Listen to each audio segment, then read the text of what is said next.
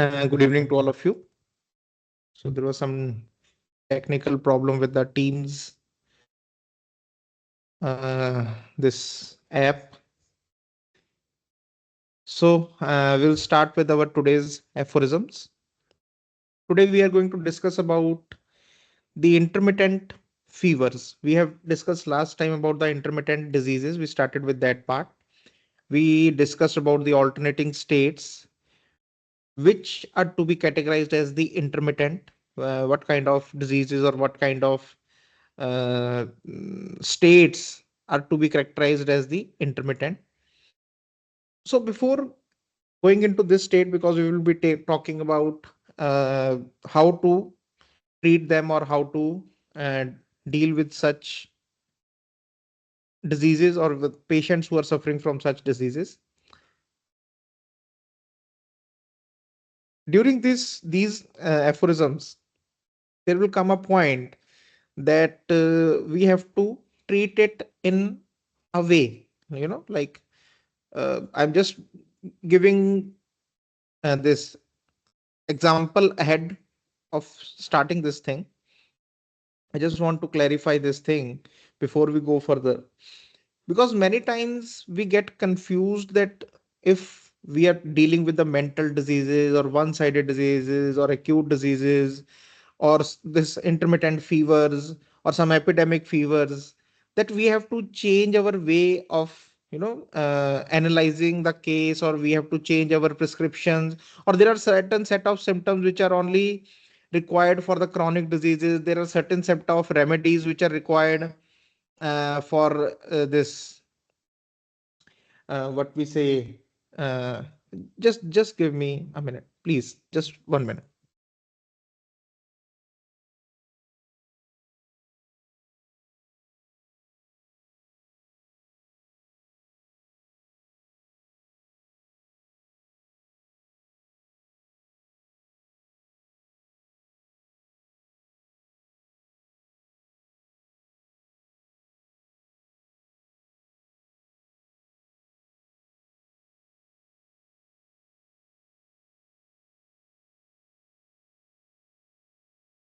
Okay, so we were talking that this might sometimes come as an idea that we might have to give some certain medicines, or we have to change our this way of prescription. The basic rules, they always remain the same. The basic principles, they remain the same. The basic way of case taking, it always remain the same. Yes, but according to the different cases, the preference of symptoms, or what kind of group of symptoms we have to give preference, that may change. For example, in the mental diseases, we did that we have to get acquainted or understand in a complete manner what kind of mental state the patient is in, and then we have to add to that the physical symptoms which have been going on. Okay, in some acute episodes, like even the acute mania state, Dr. Hahnemann has told us that okay, take the that state only. What is happening at that state, prescribe accordingly, and then move on to give an antisoric or a constitutional medicine. So the basic principle of prescription, or the basic principles, they remain the same.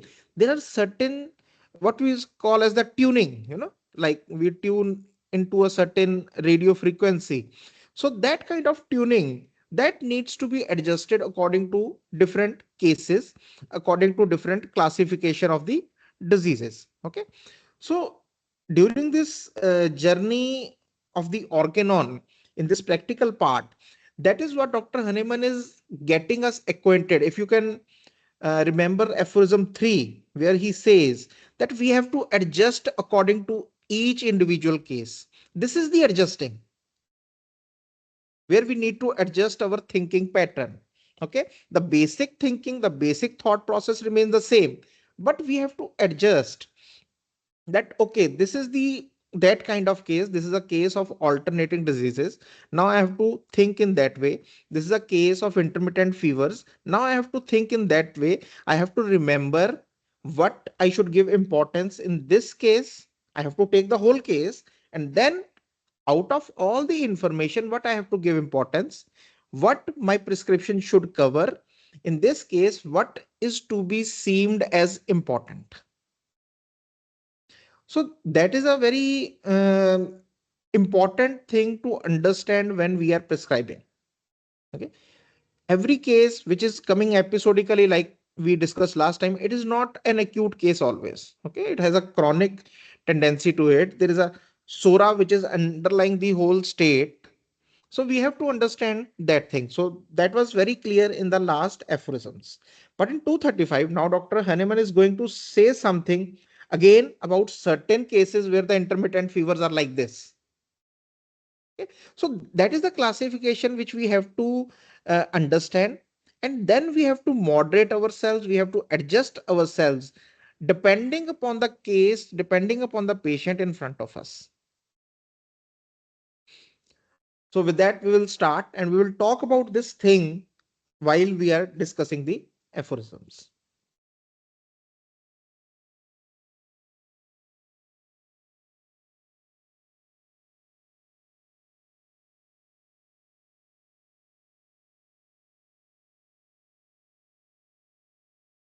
Okay. So in the last part, we have talked about where the fever is not coming. Now we are discussing those intermittent diseases where the fever is there. So with regard to the intermittent fevers that prevail sporadically or epidemically, not those endemically located in the marshy districts. So one part we have kept out, that where the fever is endemic. Nowadays, it is rarely seen in the urban localities or even in the countryside, because many measures have been taken to to guide the people regarding the surroundings, regarding the locations, but still it can happen in one or the other case. But we will talk it about in a later manner. Here we are in this aphorism, we are going to talk about the intermittent fevers which are sporadic or epidemic. Like if there is some epidemic intermittent fever, or sporadic, like sometimes in some season, some cases of dengue they start coming, or some kind of remittent fever they start pouring in. Then what we have to do, we often find every paroxysm likewise composed of two opposite alternating states. So what we call as the intermittent fevers, how we have to classify, where the paroxysms, the two opposite alternating states are coming, cold and heat. There is a state of chill, then there is a state of heat, or when there is a state of heat first, then chill. Okay, so two alternating opposite states are coming, more frequently still of three, and more frequently there is three states, one is of chill, cold, heat, and sweat. So those we will call as the intermittent fevers, where there are alternating states or there are different states to the whole episode. Therefore, the remedy selected for them from the general class of proved common not antisoric medicines must either, and the remedies of this sort are the surest, be able likewise to produce in the healthy body two or all three similar states. So we have to find a remedy which has this tendency to be similar to these states, either two states or the three states. Now, here it is written common, not antisoric. Okay, that you do not have to choose an antisoric remedy. Let's get clear about this. For example, there is a case coming to you, because regarding this thing, Dr. Hahnemann is going to talk in the next aphorism. He's going to clear it, but let me clear it a little before going, because sometimes the things they stuck to your mind. So, not antisoric, that does not mean that out of all the antisorics we cannot give any medicine. For example, a case is coming to you, the case clearly shows the pattern or the states, the chill state or the heat state or some kind of characteristic of those states, and it responds to sulfur. Okay, when you look at the whole case, you see that okay, sulfur is the remedy, but sulfur is an antisoric, approved antisoric remedy, very strong antisoric. Okay. So now, if you're okay, so 235, it was written that not to give antisoric. So instead of sulfur, what should I give? Should I give aconite? Should I what? we have to understand this thing that medicines, this antisoric part, what does Dr. Hahnemann means? Okay, there are some remedies which are proved antisorics, or there is this thing because they have a deeper action. Dr. Kent, he explains it in a more brilliant way, this antisoric part. He says that any medicine which has given symptoms or which has this tendency to produce symptoms on the skin, that can be considered as antisoric. Okay, so any remedy which has symptoms which can be produced on the skin, some kind of eruption or some kind of psoric eruption, it can produce on the skin part, then we can consider that remedy as an antisoric, and that class has been increasing. Uh, and lot of medicines can be called as antisoric. There are very few medicines which we can call that okay, these are not antisoric, or these are uh, does not have that deeper action where the sora is situated.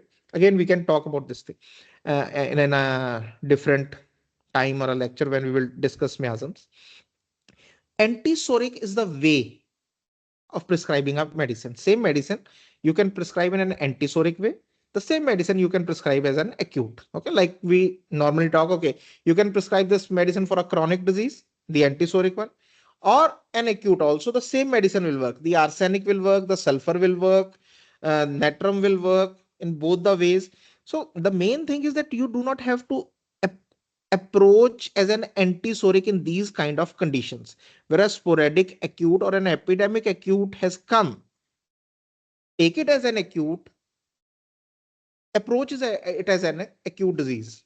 Okay, don't go into the past history. The recent causation is required. If you can get that, not, then we can go to the other part of the symptoms which we have. But you do not, right now you do not worry about giving an antisoric or giving the medicine in antisoric way or a constitutional way. So don't confuse it that Dr. Hahnemann has uh, told us not to give antisoric, but here it means the way, that don't approach it in that way. Okay, if a sulfur is coming, if that is a remedy, then give it. Okay, and Dr. Hahnemann is going to tell the same thing in the coming aphorism. I will again, we will talk about that again at that point, but still at this point I'm just trying to clear that and the remedies of this sort are the surest. If you will give it in this way, then they will be surest. If you are not taking an anti-psoric like you are not taking the whole chronic history, asking what happened, in the, take it as an acute. This is the approach which we have to take, and the remedy which will come, that will be the surest way of curing this particular intermittent fever which is in front of us. So now coming to the next part. So the remedy which we are selected, therefore the remedy selected for them from the general class of proved medicines must either be able likewise to produce in healthy body two or all three similar alternating states. So the first thing which we have to keep in the mind is that the remedy which I am selecting, so whatever the states are there, either the two states are there or the three states are there, the medicine should be able to produce the same alternating states in a healthy body. Means it should have that power of curing those states, or else must correspond by similarity of symptoms in the most homeopathic manner possible to the strongest, best marked and most peculiar alternating, either to the cold stage or to the hot stage or to the sweating stage, with each with its accessory symptoms, according as the one or the other alternating state is the strongest and most peculiar. Okay, so either it should cover all the states or it should correspond in the similarity to the most marked and the strongest state of all three or two. If the sweating stage is more marked means it has more symptoms, it has more characteristics as compared to the cold or hot stage, then that should be the prominent part on which our medicine should be based. Our medicine should be similar to that. If heat stage has more prominent, for example, a patient is in a state of heat stage, at that time the fever has started, the body has started becoming warm, and the patient starts going into delirium. He has become loquacious, he has become cheerful, he is so feeling energetic at that time. So that becomes a very marked part of that heat stage with its accessory symptoms, all the accessory symptoms which are there. Okay. So if there is some state which is marked, which is strongest as compared to the other two, that the other two are not giving such strong symptoms. Why he's making this thing clear? Because sometimes what happens is you have three stages of fever. There is a chill, there is heat, and then sweating. Sometimes there are some one or two peculiar characteristics of chill stage. Then there are some characteristics of the sweating stage, and then there are some characteristics of the heat stage. When you see, look at the chill stage, you think of some remedies coming in the repertorization, which is not similar to the heat stage. The characteristics of heat stage are not being, marked by this thing. But then you look at the sweating stage, then a third remedy is, which is coming up. So you get confused which to give. We get confused. Okay, whether I should give this because, this medicine covers the sweating stage, but it does not cover the other two states. So to clear out that thing, you have to first pick in such a, if a remedy matches all the three states, there is nothing like that. That is the best remedy. But if we come into the state that all the three, characteristics, the three characteristics of all the three stages, sorry, characteristics of all the three stages, they are pointing to different remedies. So first we have to pick up a stage. We have to pick up the state which is more marked, which is more strongest, either by frequency, either by the strength. For example, the chill stage is very small, but the fever stage is very long and very marked and very intensified. So we will take it as that, okay, the whole disease is basically showing itself in this stage. Or the chill stage is very marked. It is very long, very strong as compared to the heat or the sweat. So we have to see the intensity. We have to see how long is the duration. We have to see which state more characteristic symptoms. According to that, we will pick one state in such cases, and then we will start finding the remedy for that. Okay. So these are the two ways. First of all, one, all the a remedy which matches all the three states, nothing like it. But when a medicine is not matching, or there is some state which is more stronger, more marked, more peculiar, then we will pick first that stage or that state, and then we prescribe our medicine according to that state. Now comes the more important part or more prioritized part, but the symptoms of patient's health during the intervals when he is free from fever must be the chief guide to the most appropriate homeopathic remedy. Okay. Again, but the symptoms of the patient's health during the intervals, during the state of apyrexia, when the fever or any of those three states are not there. At that time, whatever the symptoms are of the patient's health, they are the chief guide. They supersede all the other characteristics. If there is some characteristic in that state, for example, in staph aureus, when they are in a state of apyrexia, they start getting very ravenous hunger, very ravenous hunger. They will keep eating, keep eating, keep eating, keep eating. So that stage or that kind of symptom becomes very important. The symptom which is coming when the patient is free from all the three states. Okay. So they will become the chief guide to the most appropriate homeopathic remedy. Now, between you have thought about a remedy for those states, and then there is a remedy for this state which is free from the fever. This will be given more importance, which is more similar to the patient's symptom. They have to be characteristic symptom, not some weakness or some head heaviness, not those kind of symptoms. But if there is some characteristic symptom, like I told you that, suddenly he will go into a state of ravenous hunger, or when, for example, if there is no fever, the diarrhea sets in, and there is some characteristic of diarrhea, then that part will become a more important, this thing, guide for the homeopathic remedy which we have to prescribe. So first of all, the more topmost priority is to the symptoms which are in the stage of apyrexia. That is the topmost priority. Then the symptoms of the states. Okay. First, if all the 3 or 2 states are covered, very good, we can give that remedy.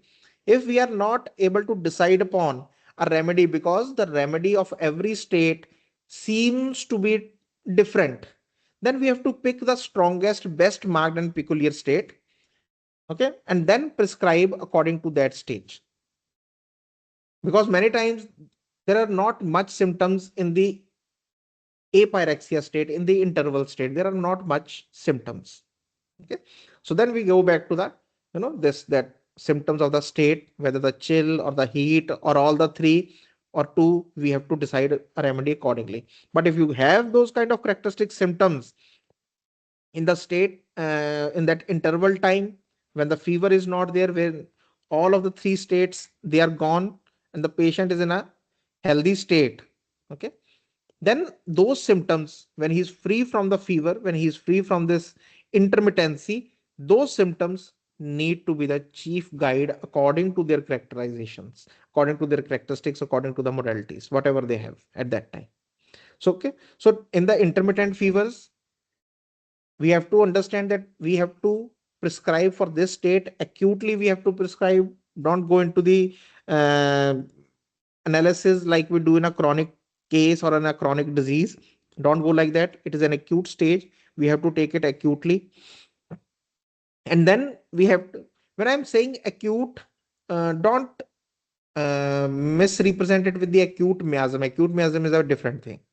When I'm talking acute, means it has come, like we have discussed, sporadically or an individual acute disease. I am taking the characterization of that acute which Dr. Hahnemann has given. We have already discussed in, I think, in Aphorism 72 or 73. I cannot remember clearly, maybe, but around that we have already discussed this classification, which we are to be called as the acute and which we have to call as the chronic. Okay, so I am taking that classification, that individual sporadic epidemic diseases, which we call as acute diseases.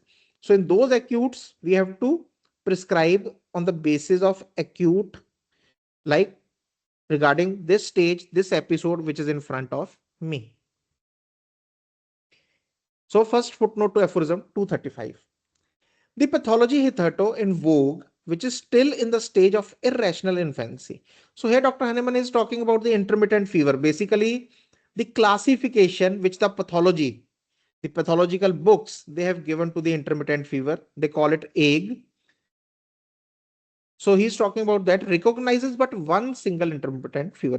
He's saying that pathology recognizes that only one kind of intermittent fever is there, because anything which has cold, chill, and sweat, they call it as intermittent fever. The pathology describes it as intermittent fever, which it likewise termed ague, and it is termed as ague, AGUE, and admits of no varieties but such as are constituted by the different intervals at which the paroxysms reoccur. So he's saying that there is no varieties which are given in the books of pathology, only diversities or only divisions or only terminations, terminology which is given is basically based upon the paroxysm, that how frequently they are reoccurring, whether it is a quotidian, tertian, or a quartan, etc. But there are much more important differences among them than what are marked by the period of their recurrences. So he's saying, but there are so many diversified intermittent fevers. Now, some, like for example, malaria is also an intermittent fever. Dengue is also an intermittent fever, but there is not a single type of dengue. Every patient has a different symptoms. So he's talking about this thing, that when you classify a very larger thing into a very simpler form, into a very small form, then there is an inability to think beyond that. Okay, so this is basically why Dr. Henneman was very cautious about uh, diagnosis. Diagnosis means giving a name to a disease. That just by the common symptoms of the disease, that there is fever, there is chill, and there is sweat, we just call it an intermittent fever.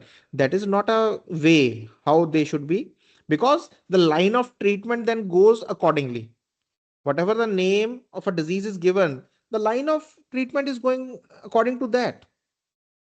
So he's saying that, but they are all different. There are innumerable varieties of these fevers, innumerable. We cannot number them. There are so many varieties of these fevers, some of which cannot even be denominated egg. And many of them we cannot denominate egg, because in egg there is a sequence that first the chill will come, then the heat stage will come, and then the sweat will come. But there are so many intermittent fevers that don't go like this. Some, the heat may come first and the chill comes in the last, or it may start with the sweat also and then end in a heat. So he's saying that there are so many varieties which cannot even be denominated egg, as their fits consist solely of heat. Because sometimes there is only one state which is available. Their episode, fits mean their episode, the paroxysm which comes, it consists solely of heat. Others again are characterized by cold alone. Then there is only chill in some, with or without subsequent perspiration. There might be some perspiration or there might not be. Yet others which exhibit general coldness of the surface with a sensation of heat on the patient's part, on which the body feels externally hot. The patient might feel coldness, but when you touch the patient, he is hot. The patient feels cold, or the patient's body is hot and he is feeling cold, or the patient's body is cold but internally there is a sensation of heat. This also can happen. Others again, in which one paroxysm consists entirely of a rigor or simple chilliness, followed by an interval of health. So there can be a paroxysm where only the chill comes and then the apyrexia starts. There's an interval of health. Whilst the next, okay, so the next paroxysm consists heat alone, and the next is in the paroxysm in the same patient, there can be only heat, followed or not by perspiration. It may be followed by perspiration, it may not be followed. So he's telling there can be so many different varieties of intermittent fevers, and he's just telling us about that. See in a big way, see in a wide way, that how many differences are there, and we are just naming it with simple small intermittent fever. Others again, in which the heat comes first and the cold stage not till that is gone. So there is when the heat comes and then the cold stage is not yet gone, but the heat starts. And others again, wherein after a cold or hot stage, apyrexia ensues, and then perspiration comes on like a second fit, often many hours subsequently. And there may be some kind of a fever where a cold or a heat stage has come, and then there is a state of apyrexia. Patient is healthy, and then after a few hours, the perspiration starts. Others again, in which no perspiration at all comes on, and yet others in which the whole attack consists of perspiration alone without any cold or hot stage, or in which the perspiration is only present during the heat.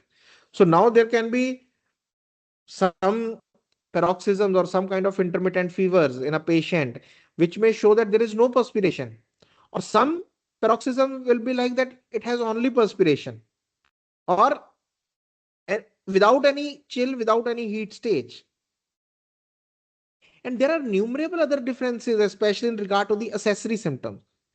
So all the other accessory symptoms such as headache of a peculiar kind, bad taste in the mouth, nausea, vomiting, diarrhea, want of or excessive thirst, the patient may be thirsty or thirstless, peculiar pains in the body or limbs, disturbed sleep, delirium, alterations of temper, spasms, etc., before, during, or after the cold stage, before, during, or after the hot stage, before, during, or after the sweating stage, and countless other varieties. So he's saying that there are so many accessory symptoms in the patients which are different regarding the thirst, regarding the uh, appetite, regarding some kind of pain in the body, some kind of delirium, sleep, and different stages. So he's saying that there are innumerable variety, countless varieties. We cannot count, and we just give it one name and then treat them accordingly. All these are manifestly intermittent fevers of very different kinds. They are all intermittent fevers, each of which, as might naturally be supposed, requires a special homeopathic treatment. And they all require a special different treatment. Homeopathic means similar to the symptoms. Homeopathic.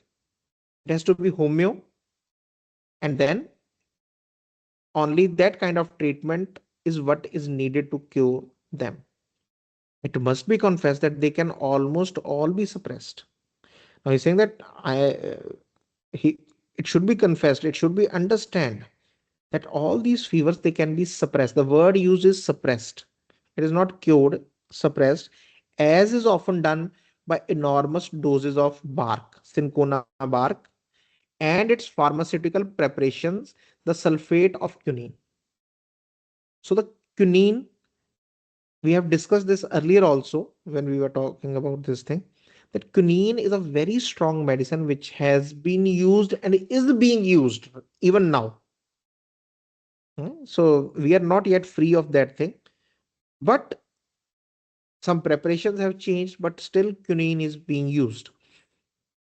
So if given in this way, that every intermittent fever is given quinine, every intermittent fever is given, even if I talk homeopathically, if every intermittent fever is being given China, then we can also suppress that patient. That fever can be suppressed when given in larger doses. I'm not saying that don't give China. If it is indicated, we have to give China, but it should be indicated in a homeopathic way.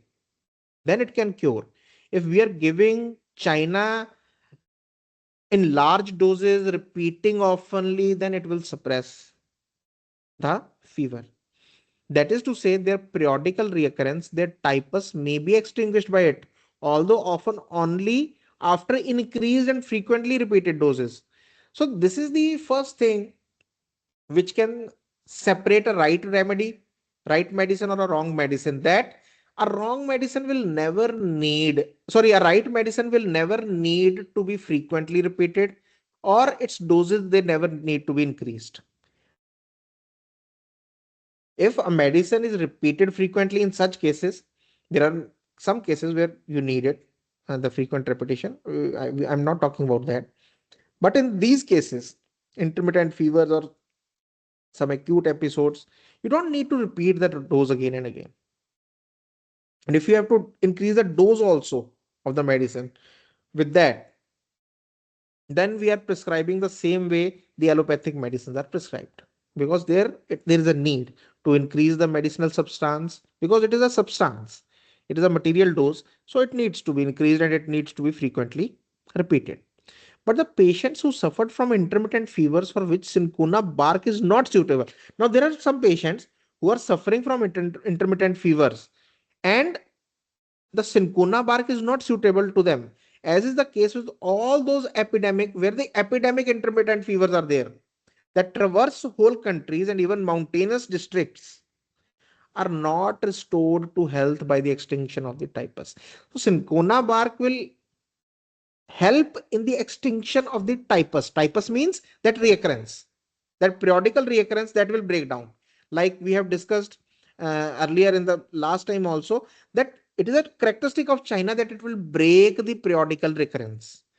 So even if you have given a right remedy, the patient is getting better, better, better, but the periodical reoccurrence is not going away. So there also Dr. Hahnemann said that think about a dose of China, yeah, in a diluted manner, in a tincturized way. Okay. So because the China has this characteristic of breaking the typus. So if cinchona bark is being given and it breaks the typus, it does not mean that the patient will be restored to the health. On the contrary, they now remain ill in another manner. The whole disease is suppressed. Now they are ill in another manner, and worse, often much worse than before. You will find the patients who will come to you who have been taken some medicines for the typhoid, for the malaria, for dengue, especially this quinine part. You will see that okay, there that problem has gone away, but after that, many other symptoms, especially of weakness, or some kind of pains in the body, which are coming, okay, or some kind of, they will never say that they are healthy, and they will always point to that time after chikungunya, after typhoid, after dengue, doctor, I have not recovered. Because they feel that something has been taken away from their health permanently. So this, they will always point to the doctor that doctor, after that episode, after that dengue, after that, intermittent fever, I have never recovered, because there's something like this has happened, often much worse than before. They are affected by a peculiar chronic bark dyscrasias. This is the medicinal disease which they have been, that it has taken the place of that intermittent fever. It was strong, it replaced, it was similar, strong, so it replaced the old disease. Aphorism 37, 38, 40, which we have done regarding how the diseases, they basically displace each other and can scarcely be restored to health even by a prolonged treatment by the true street system of the medicine.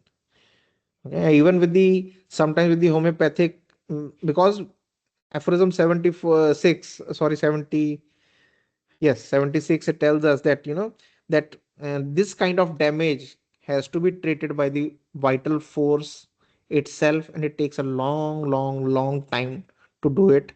Re- that we have removed the miasm, or we have cured the miasm, the cured the sora, which has been the fundamental cause for the chronic disease. Once we have given the medicine, still complete restoration to the health, it takes a long time, prolonged treatment, and yet that is what is called curing forsooth. And forsooth means indeed, indeed in a sarcastic way, in a more a way which shows a little mocking, that, and then they call this curing, like the intermittent fever has been cured. So second footnote to aphorism 235, here Dr. Hahnemann basically tells about Dr. Boeing Hassan's, because he made this repertory, he made a special his work regarding this thing for the fevers. So Dr. Von Boeing Hassan, who has rendered more services to our beneficent system of medicine than any other of my disciples, has been elucidated this subject, which demands so much care, and has facilitated the choice of the efficient remedy for the various epidemics of fever. In this work entitled Versio Kiner Homeopathician Therapy der Wechselfieber 1883, Munster Bay, Regensburg. So this was the work, or this was a kind of small repertory which Dr. Boinghausen at that time had made for the epidemics of fever. After that, many doctors have worked on this thing. Many other books have been, and many vast work has been done on this thing. And so you can, I think Dr. Allen has also done a very great work on this thing. So if you want to go to that particular books, you can go, you can read them. There are different symptoms given in these books of chill, of the heat, of sweat stage, and then also of the apyrexia stage when the fever is not there. Okay, so they have been given beautifully. You can go, you can read. Yes, I will not say that we can remember everything, but yes, at least we can see what kind of symptoms they come in these stages. We can become acquainted with that thing, that what kind of symptoms we can see in these states. Some might stick to you, that is good, but at least we will go, when we go through the symptoms, because one patient is not going to show you all the symptoms, or 10 patients are not going to all show you all the symptoms. Like Dr. Hahnemann has already told us many times that they are innumerable. you, you even in your whole life you cannot see all of the symptoms, but yes, by reading the this materia medica, we keep getting acquainted, we keep getting acquainted with the wordings the patient has used. Like in kale carb, the patient uses this word that it feels that there are, someone has placed coal, burning coal on my rectum. The hemorrhoids, they feel like that. So so we can sit for a moment, we can meditate on that words, that okay, it feels like so intensified burning, that someone has put a coal so intensified. So that is how the patient is going to tell us, that is how his pain will be, his expressions will be, the way of explaining will be when he comes to me. Because when Patient is coming to me, he's not going to use the exact same words, but yes, he will show the same kind of intensity and expressions which those patients might have shown. So this is how we become acquainted with the symptoms. Again, one points how to read materia medica. We have to get acquainted. Okay, these kind of symptoms are shown. And there are these kind of symptoms the patient might feel while while urinating. Patient feels, that something very big has escaped, and now he feels relaxed.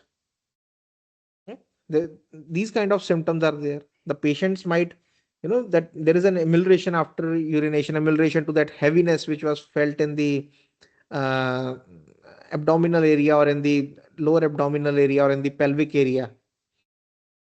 So when we go through those kind of symptoms, we become acquainted. So similarly in fevers, similarly with the cough, you can decide that, okay, today I am going to read about the cough. What kind of cough are there? We can go into that thing, understand that thing. What is a hacking cough? What is a cough which can be,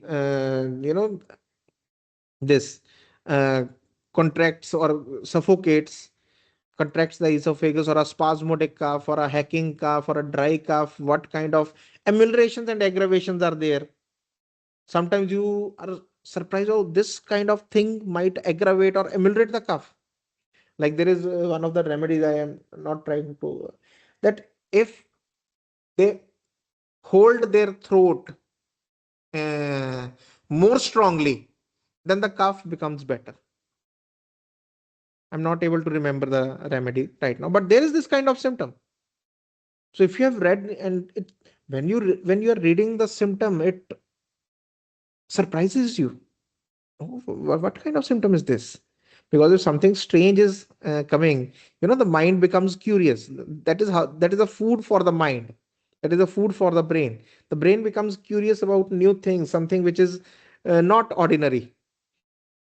Because if that kind of symptom comes in front of you someday, the brain will automatically catch. You don't have to do anything, because you have already been surprised, and you will be again surprised to see that thing. Okay, so don't uh, learn or read materia medica to memorize it. There is no need for that thing, and it is not meant to be like that. It should be anything which we read, not only materia medica. I have told this thing earlier also, that anything we read, what is the purpose of a book, or what is the purpose of reading? That it should incite our ideas, our thought process. We are not going to remember, like when we were small, we used to hear stories. Our grandparents or parents that used to tell us stories. What was the purpose of those stories? They didn't wanted us to have, that kind of, like, why children like stories? Because they wonder. That is what the brain needs, that they wonder. They wonder at the choice of the words, they wonder at the twists, they wonder what is going to happen next. That wondering is basically uh, helps the brain to retain the information, to learn. Okay? So similarly are the books. They are there to provoke the thought processes. So whatever comes in the thought process, that will be retained. So sometimes it might feel like, for example, if you now, I'm not saying that, sometimes you, a book, for example, some materia medica, you start reading Netramure from Dr. Kent's Materia Medica. First, you will look at the pages. How many pages are there? Sulfur, oh my God, 30 pages, 35 pages. So, because we are told that everything should be perfect. We try to do thing, everything should be perfect. For example, reading means I should memorize perfectly. There is no definition of perfection. There is no definition of perfection. There is nothing in the world which is perfect. Even the earth is not round. Although we see that round earth, but actual shape of earth is not round. It is way away from being round. It is just shown or seen like that, that it is a round or oval shaped. It is not. If you go on the internet and you type in the actual shape of the earth, you will be, it will be a wonderful thing to see. If you So nothing is perfect. Perfection is just an illusion. Okay, you just we go with this idea. We should go with this idea that there's a beauty in imperfection. If I'm imperfect, if someone is imperfect, that is the beauty of it. If I'm reading something, if I have read 10 lines, I cannot even remember one line after reading. It's okay. No worries. I don't have to read it again. I will just take the gist of it. I will just take the essence of it. What the writer wants to say. That is more important than anything. Because once I get the essence, then I can create that in me. I can recreate whenever I want it. I just need the essence of that thing. Okay. For example, if someone has told you story, you can tell the story again and again and again. You can create, you can add something to it, you can subtract something from it if you which you don't like, but you can recreate it, you can create it in your mind, you can tell it again and again. Because why you can tell? Because that story felt amazing in yourself, you like that thing.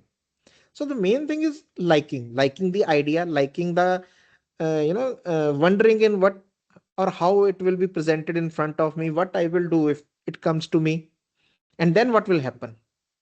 If I give such a remedy, such a patient comes and I give such a remedy.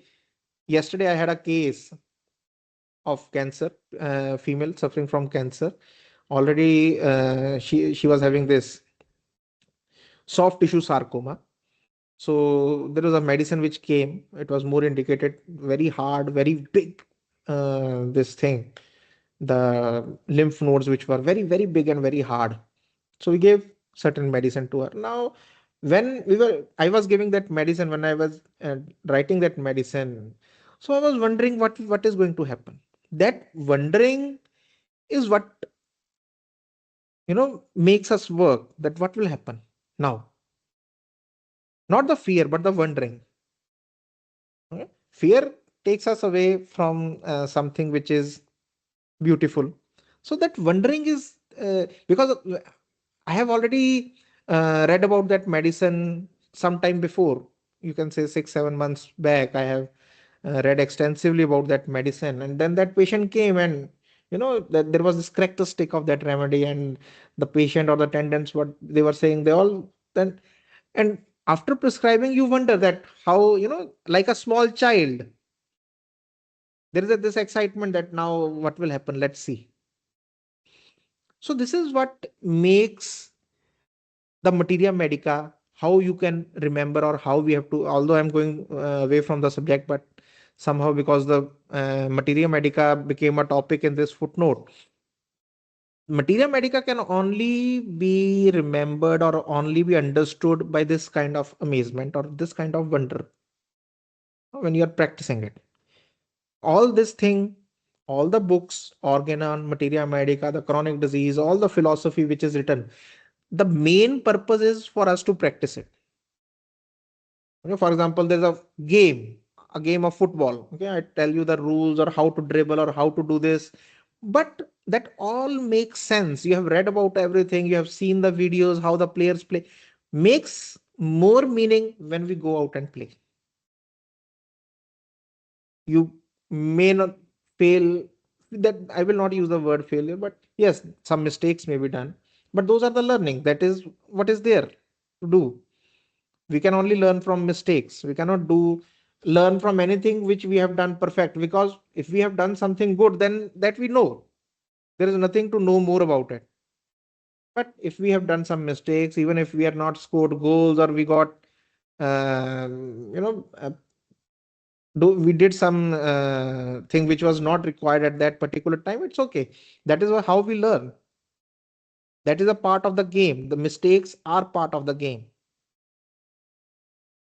So we go back, we study again, we read again, we see ourselves, we work on ourselves, and we go out again.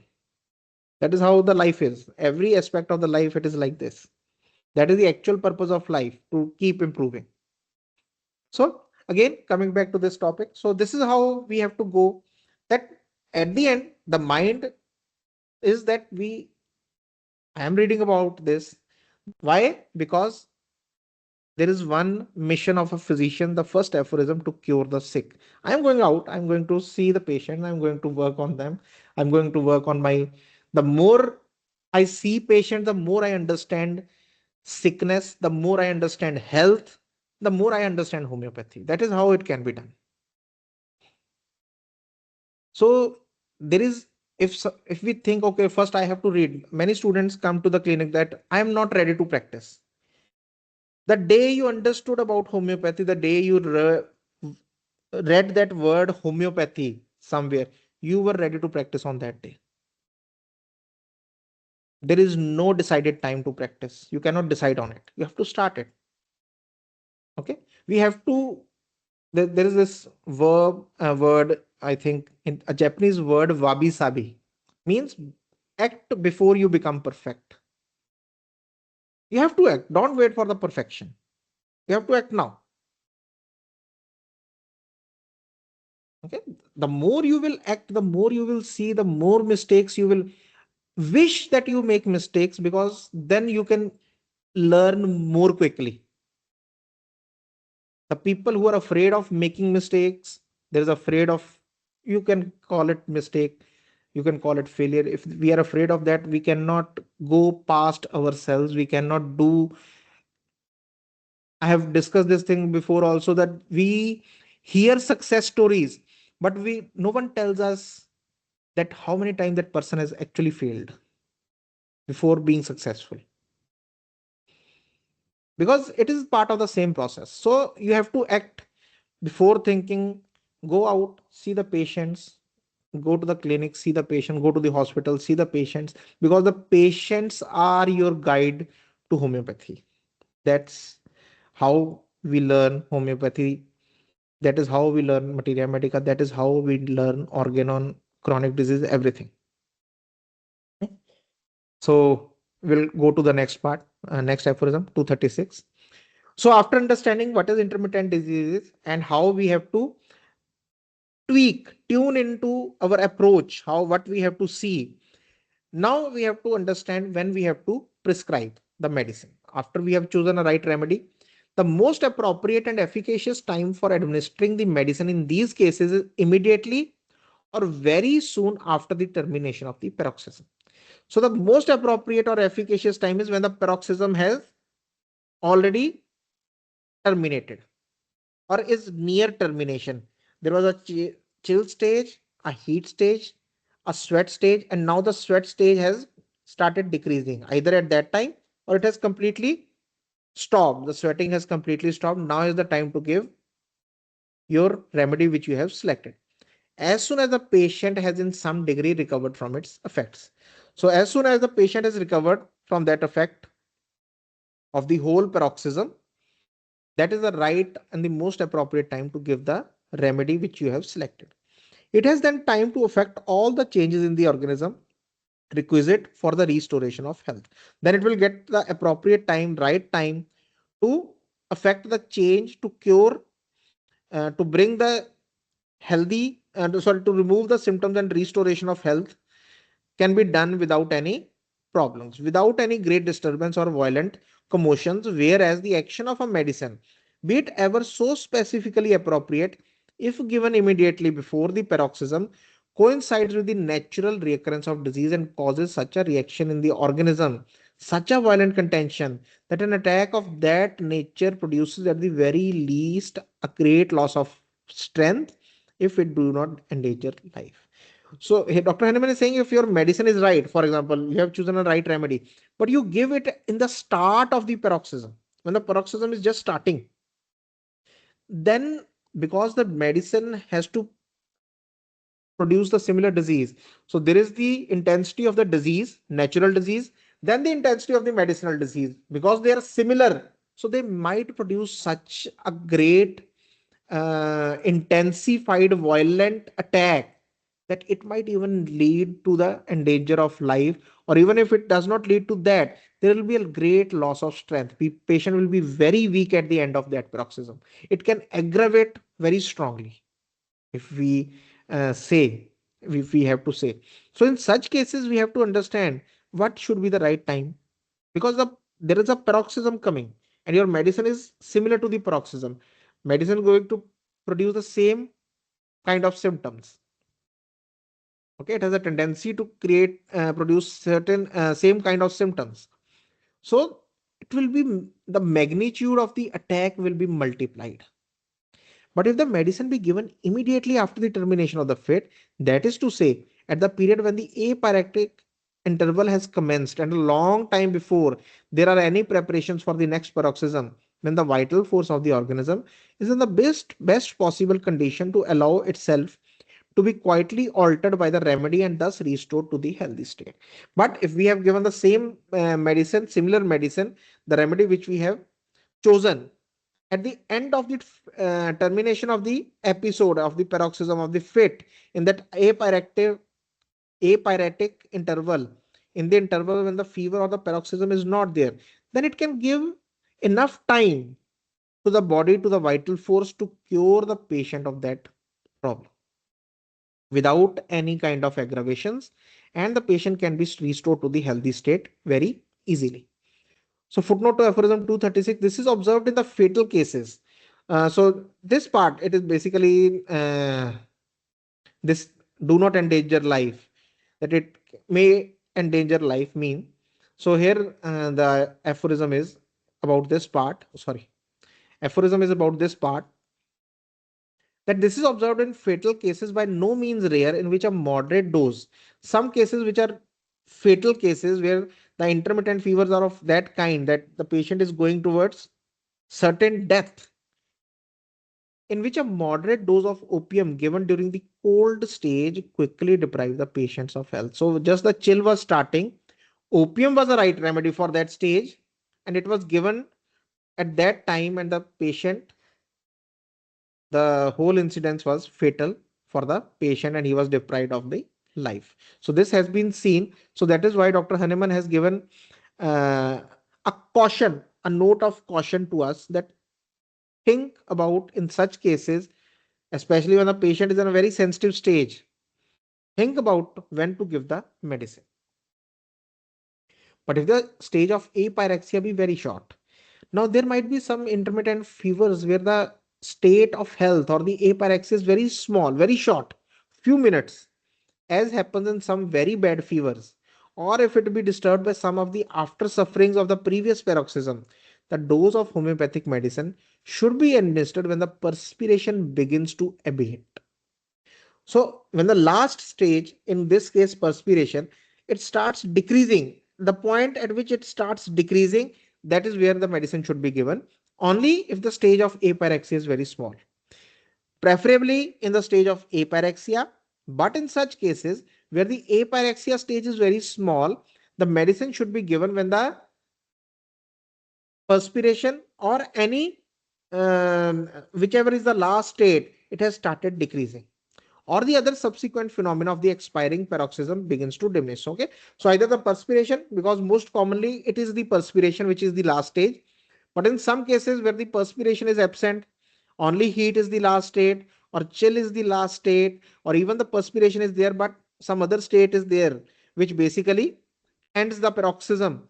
So whenever it starts decreasing, okay, for example, perspiration is coming, it is increasing, the perspiration is coming, then it is steady, the patient is perspiring, then it starts decreasing. So when it starts decreasing, we have to give the medicine at that time, only in the cases where the stage of apyrexia is very short. So it is only when the suitable medicine has with a single dose destroyed several fits and manifest health has ensued, but after some time indications of a new paroxysm appear.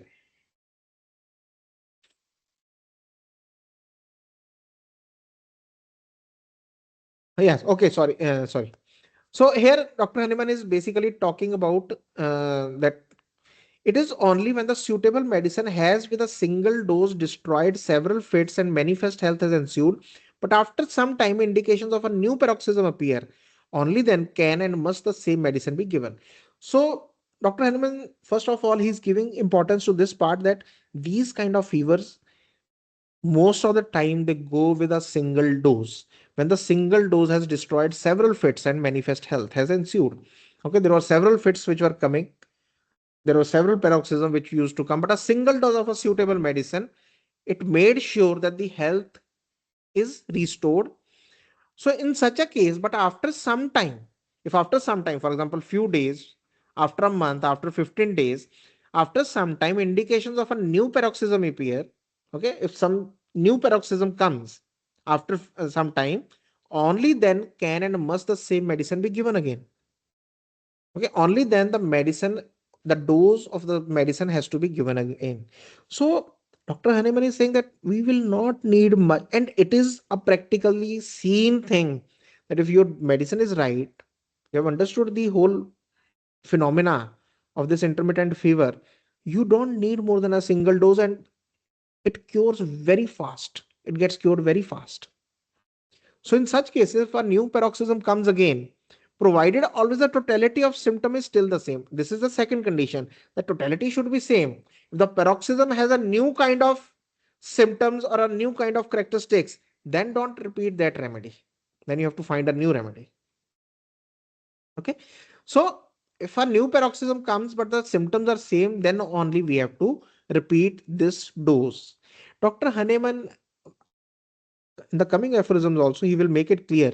But repetition of dose is a thing which should not be taken lightly. It is a very important concept in homeopathy that the medicinal dose should be repeated with caution. And all the good homeopaths, they have given this caution again and again. Dr. Kent even write that when you feel that you need to repeat the medicine, wait for few days. When you feel, even if the thought comes to you that I need to repeat, wait for a few days. See how it goes. Take a break, take some time, go to the basics of follow up, how my follow up is going, what is required. If you cannot tick all the possibilities which require the repetition of dose, don't repeat it. Wait. When you see that amelioration is still going on, okay, certain symptoms have increased, but still some symptoms are getting improved, or the improvement is coming but at a very slow pace, wait. I have said that we cannot increase the speed of improvement by repeating the dose or giving a high potency. No, it has to come from within. It is a secondary action of vital force. The vital force has to do, you have no control over vital force, don't have any control over speed. What is in our control is our patience, and that is only thing which we have to control. The impulses should be in our control. The impulse to repeat, that should be in the control of the physician. If you want to be afraid of a result which will come after repeating, when the repetition is not required, this is the thing which the physician should be afraid of. Again, I'm saying we should be afraid of the result which will come after unnecessary repetition of the dose. That is what we should be afraid of. Okay.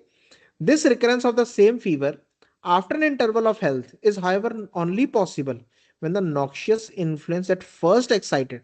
So, the only possibility of this kind of recurrence after giving a suitable medicine and the paroxysm is gone completely and the health has come back, the patient is completely recovered.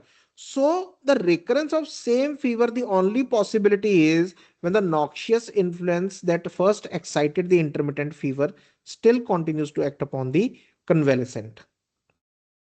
That the noxious, now we have to understand this part.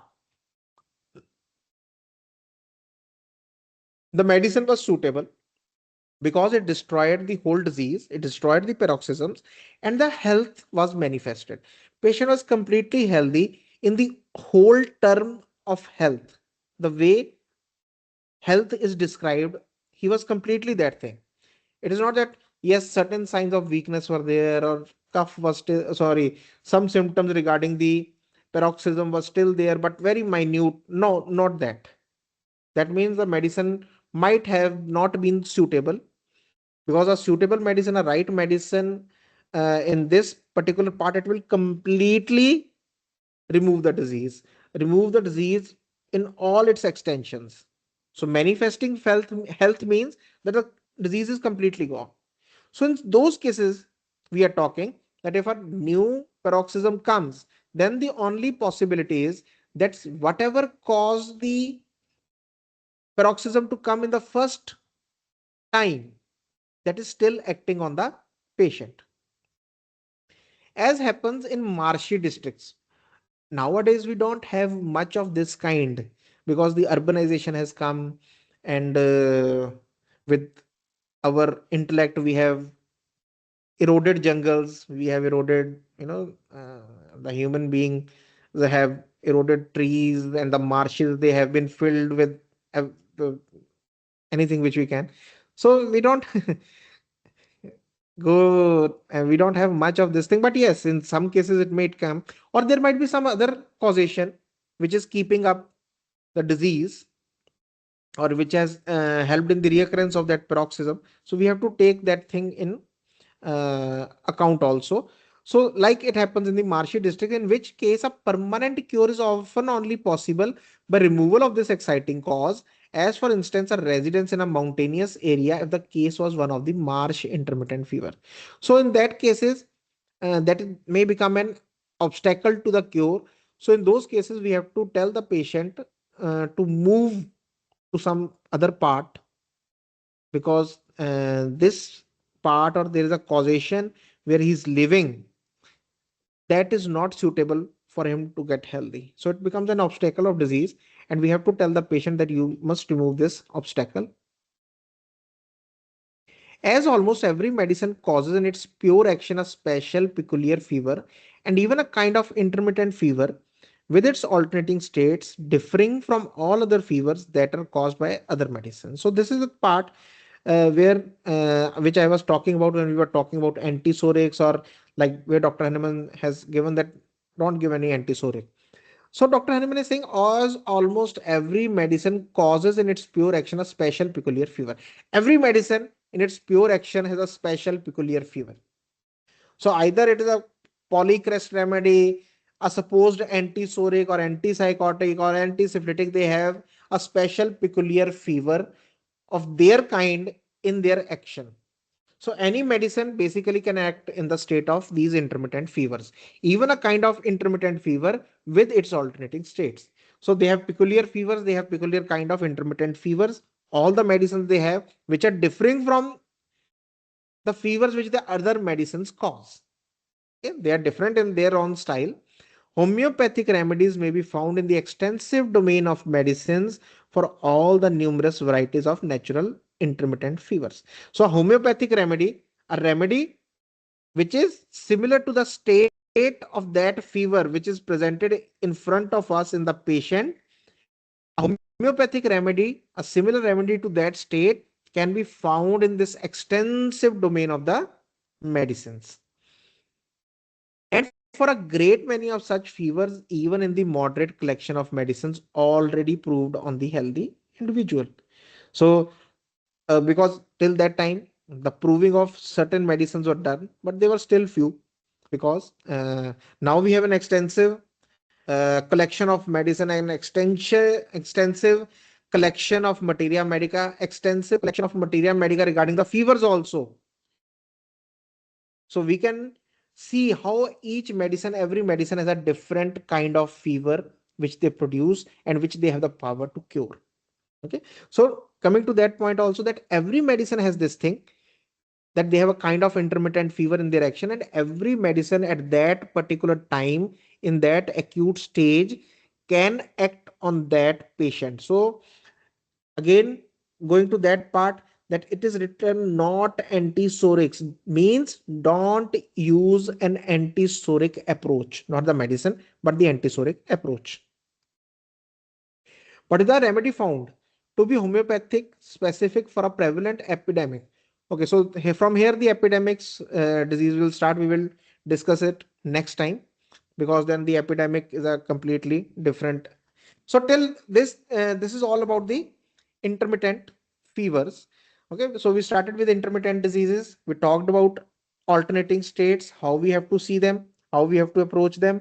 Today we have done how we have to approach the intermittent fevers. So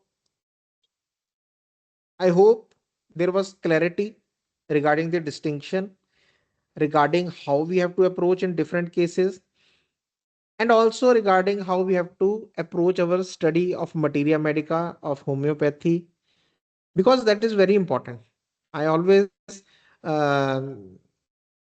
say this thing again and again to my students, to the doctors whom I talk with, that it is very important.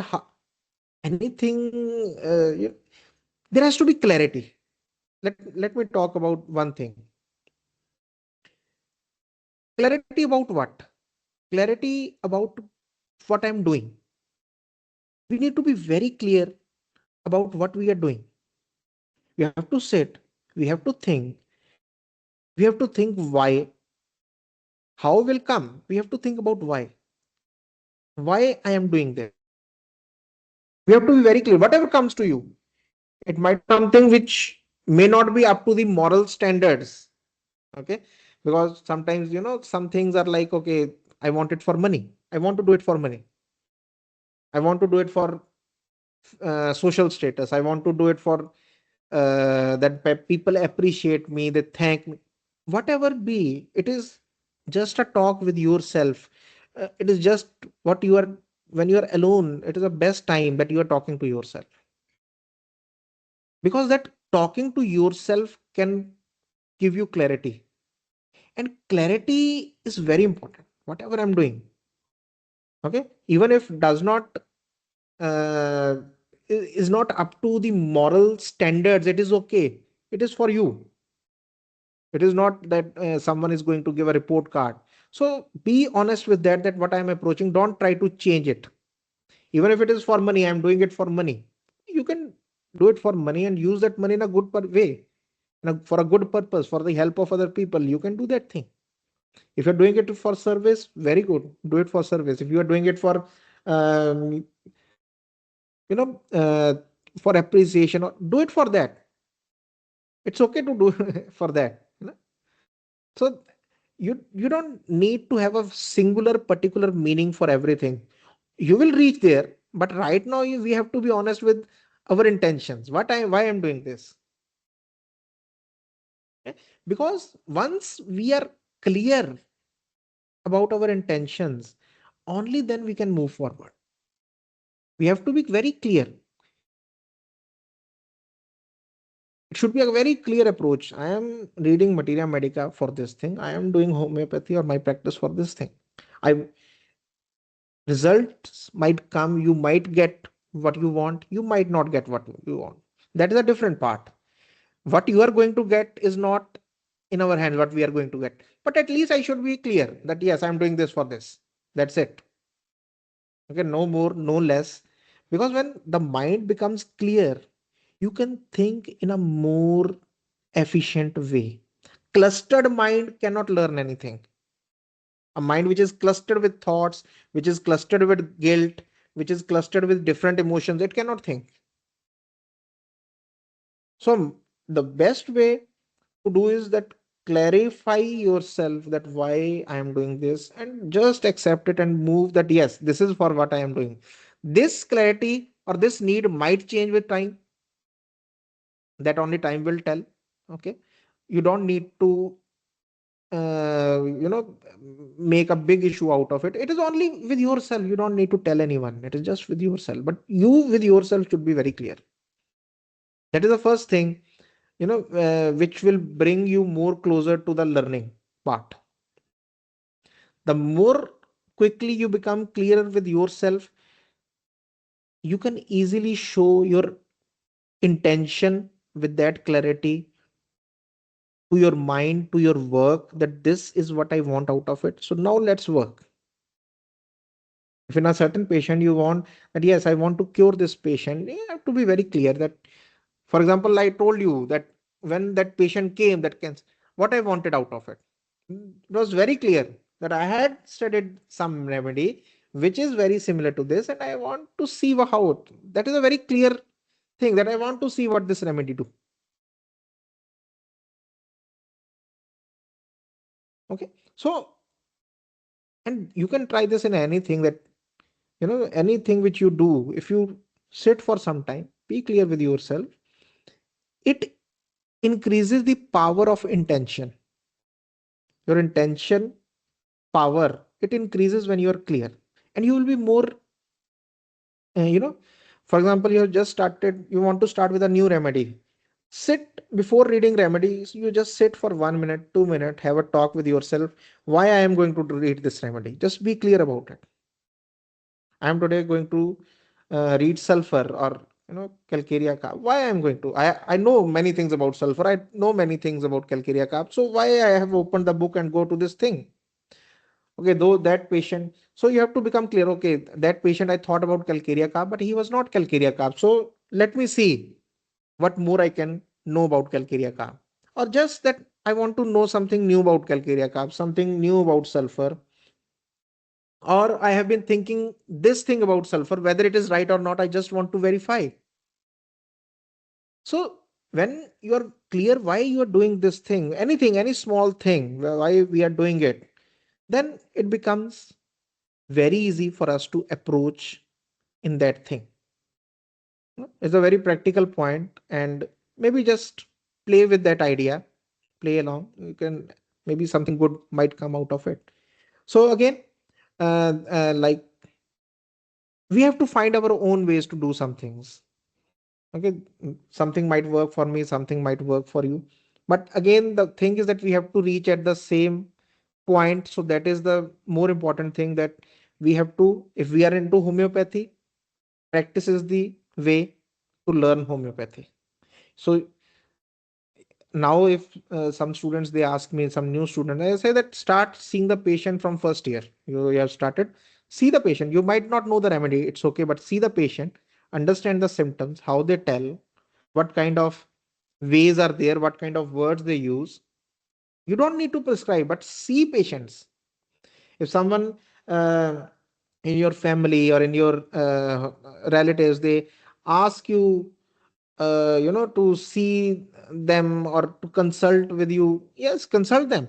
You might not be able to give medicine, or you might give medicine according to what we have learned, but at least you will learn from that thing, that what the diversity of the symptoms which the patients possess, the diversity, or the intensity of the symptoms which the patient have possessed, the words they use, the way they express that thing, because that is what we are going to need in our practice when we will be in the clinic. Or in the clinic also, we are learning every day when we are looking, like I told you about this case. So I had read about that thing, I had a mental image about, but when I saw, then it became so clear. Okay, this might be, I'm not saying that this is, but this might be uh, that in duration which has been written in that particular remedy.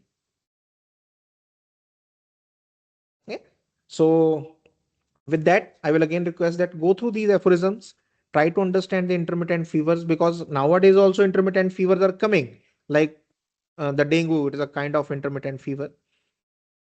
So in those cases, we have to prescribe accordingly. One more thing I would like to add, that nowadays, because the whole picture is sometimes not available to us, okay, because of the antipyretics, or sometimes the patient, they take antibiotics and they take some paracetamol or something like this. So the whole stages are not in front of us. But again, that should not be a case or an excuse. We can ask about whatever the symptoms we can get. If the patient's fever is not intense, request them to at least for one paroxysm, don't take any medicine, let us know the symptoms. Or the apyrexia state, after even the paracetamol has been taken, wait for 1 hour, 2 hour, 3 hours, and then the some symptoms, if they start coming, the state of the apyrexia and the state of apyrexia, for some head heaviness of head, some diarrhea sets in, something like this, they can also help us or guide us to know which remedy to give. Okay, so with emergence of these new medications to tackle or control the intermittent fevers, we have to also find some way to work or to prescribe medicine in such cases. Okay, so there are ways, we just have to find, we just have to deal with them, that how we have to understand. So here Dr. Hahnemann has given us different stages of intermittent fever, how we have to tackle them, when we have to prescribe, what we have to expect out of it, how we have to repeat everything. He has given it very clearly. So again, I request you just go through them once again through these aphorisms and try to create a mental understanding about this classification of acutes, because it is very important. When we are approaching acutes, there are many doctors which I know which are very good in prescribing for chronic diseases, patient where, but not good in the acutes. They cannot prescribe in a better way when there is an acute fever or an acute condition, because these kind of conditions, it can be a state of, like one example in the aphorism was that it was a fatal stage, because many times there can be some paroxysm or some acute cases which are at a stage, or an intermittent states which are at a fatal stage. If we know when to prescribe, upon which things to prescribe, we might save a life also. So with that, I will thank you and take your leave. And just because this organon is a huge responsibility and huge task. Responsibility because sometimes you have to be very sure, not sometimes, but you have to be very sure that what you are going to say about this thing, it should not distort the meaning in any way. But I will apologize if some mistakes were done, but still we are trying to improve on everything, on every aspect. We all are collectively trying to improve. So it is an effort which we all are doing. uh, all, I mean, everyone of you also. So so just to put a fruit to it, that we need to just keep working on it, we need to keep working on homeopathy, we need to keep working on ourselves, so that we can bring a change which we have hoped for, you know everywhere around us, in our countries, in the world. The hope of Dr. Hahnemann, that the homeopathy is supposed to cure the ailing humanity. So for that we have to keep working. It is not a one person's task, it is a collective task of all the physicians around the world. If they take up this task of curing, and it can be done, it can be done. Yeah. So thank you all for taking time out of your schedule, and thank you. Have a good night.